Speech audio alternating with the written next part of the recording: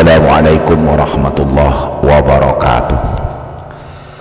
Bismillah, alhamdulillah, wassalatu wassalamu ala sayyidina Muhammad ibn Abdillah wa ala alihi wa sahbihi wa mawalah. Amma ba'du, ma'asyiral muslimin wa zumratal mu'minin rahimakumullah. Ada sebuah amalan pembuka pintu rezeki walaupun kita tidak sempat untuk melakukan sholat tahajud. Amalan-amalan ini pernah disampaikan oleh mendiang Syekh Ali Jabir. Di dalam sebuah pidatonya, Syekh Ali Jabir menyampaikan, tolong jangan tinggalkan amalan ini, dijamin rezeki mengejar-ngejar kita. Apabila ini tak sempat untuk melakukan sholat tahajud karena masih mengantuk, tolong jangan sampai tinggalkan amalan yang satu ini. Itulah penjelasan yang disampaikan oleh mendiang Syekh Ali Jabir. Jika malam ini tak sempat untuk melakukan sholat tahajud karena masih mengantuk untuk bangun, maka jangan sampai meninggalkan sebuah amalan yang satu ini karena bisa membuat rezeki mengejar-ngejar kepada kita.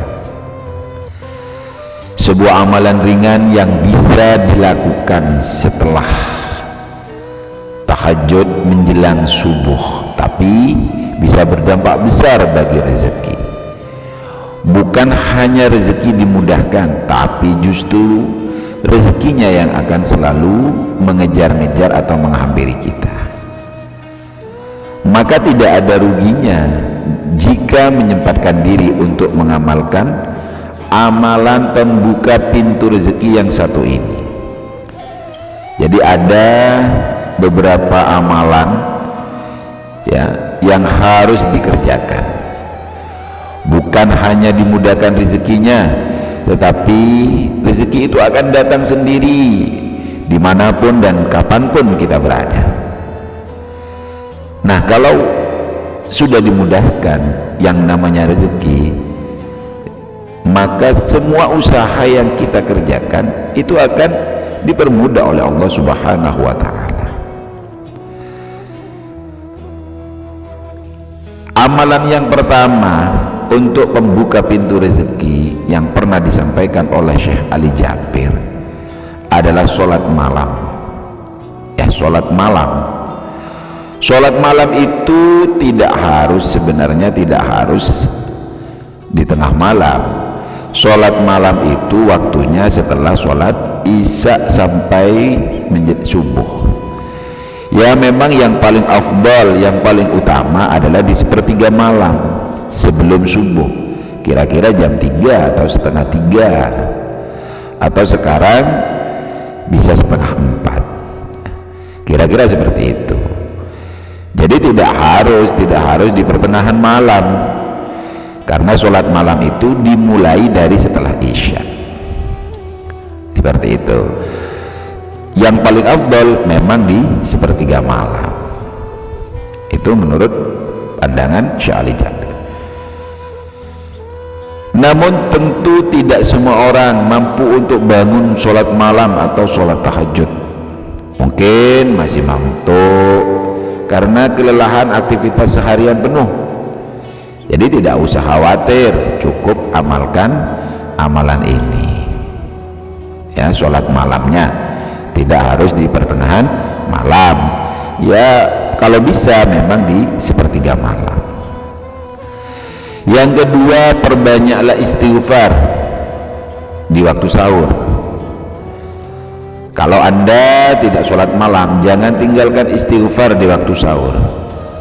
Waktu sahur itu kapan? Waktunya kira-kira 30 menit sebelum azan subuh.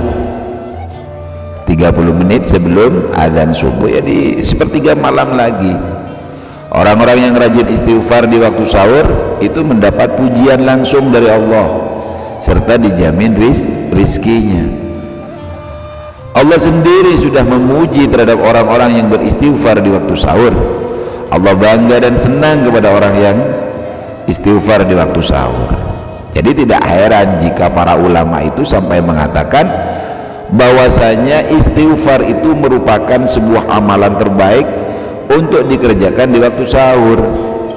Sampai-sampai ulama berkata tidak ada ibadah yang terbaik di waktu sahur selain melafadzkan atau berzikir dengan melafadzkan istighfar. Astaghfirullahaladzim. Bahkan keutamaan istighfar di waktu sahur itu bisa mengalahkan amalan lainnya seperti membaca Al-Quran atau sholat-sholat sunat lainnya.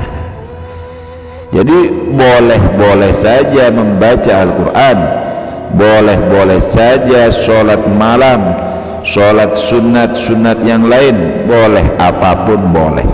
Tapi yang terbaik adalah istighfar. Fokus dengan membaca istighfar. Jadi dua amalan ini penting ya. Bangun untuk melakukan sholat malam. Sholat malam itu tidak harus di pertengahan malam.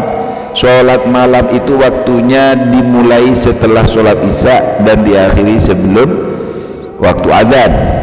Kemudian membaca istighfar kira-kira 30 menit sebelum waktu adzan, membaca istighfar di waktu sahur.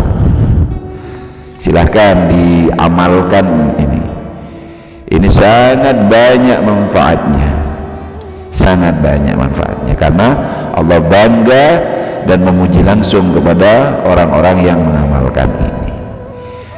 Mudah-mudahan ini bermanfaat untuk kita semuanya. Ihdinas syiratal mustaqim wa billahi taufiq wal hidayah. Assalamualaikum warahmatullahi wabarakatuh.